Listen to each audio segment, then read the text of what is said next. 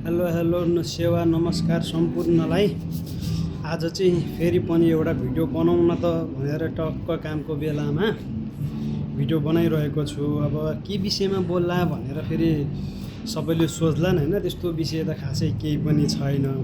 तर पनि यसो अब फेसबुकतिर हैन, टिकटकतिर देख्छु सुन्छु हैन, अब यसो रे उसो रे, यो भरे त्यो भरे भन्छ नि। अब त्यही विषयमा अलिअलि एक दुईवटा शब्द गोस् न भनेर टक्क म पनि बनाउने कोसिस चाहिँ गर्छु। तर कस्तो हुन्छ मलाई पनि थाहा छैन, तपाईँहरूले नभनिकन मलाई थाहा पनि हुँदैन। र यो मैले भन्दा फेरि यो केटाले त के हो, यो आफ्नो परिचय पनि खुलाएन भन्ला हैन। अब मेरो परिचय हुनु त प्रायः जस्तो सबैले थाहा छँदैछ हैन, अब त्यस्तो भन्ने जरुरत त छैन। तर पनि कुरा फेरि तरको आउँछ, तर मैले त भन्नै पर्ने हुन्छ। अब कोही नचिन्ने पनि छन्, धेरै जस्तो थोरै जस्तो जे जस्तो भए पनि उनीहरूको लागि पनि त मैले मेरो परिचय त खुलाउनु पर्ने हुन्छ।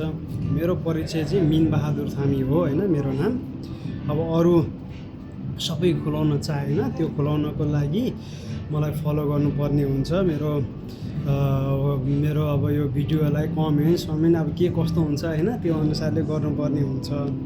र मैले अहिले सुन्नमा आएको, अब यो चुनाव पनि आइरहेको छ हैन, अब सबै पार्टीका दलहरू चाहिँ प्रचारको लागि गाउँतिर छिरेका पनि छन्। पहिला चाहिँ के सुन्थ्यो भने हैन, प्रचार गर्ने बेलामा चाहिँ अब यसो हामीले यो गर्छु तपाईँको लागि, यसो गर्छु तपाईँको ठाउँमा के विकास भएको छैन, के भइरहेको छ, सबै कुरोको हामीले गर्छु, तर तपाईँले हामीलाई यो चिन्हमा भोट हाल्नुपर्ने हुन्छ भनेर चाहिँ यसरी माग्थ्यो। रे भन्छ हैन, अब रे हैन, हो नै हो नि, रेमा हामी किन जाने।